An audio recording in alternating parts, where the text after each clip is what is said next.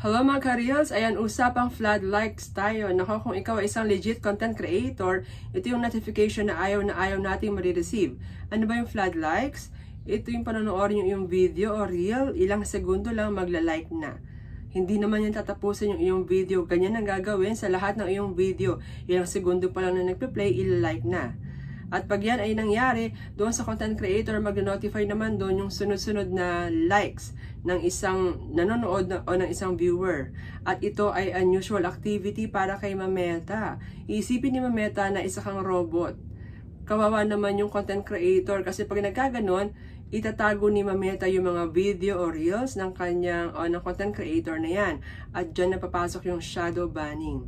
Magiging less na yung visibility nito sa mas maraming audience.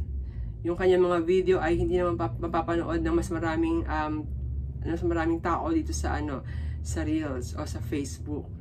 At sa ating mga kapwa content creator, itong ganitong policy ni Mameta ay hindi naman alam ng lahat ng tao. Kung meron kayong mga kamag-anak, kaibigan na nais kang suportahan sa inyong mga video o reels, ipaliwanag nyo yung ganitong shadow banning para naman hindi kayo mabigyan ng flood likes ng inyong mga kamag-anak at maiwasan ang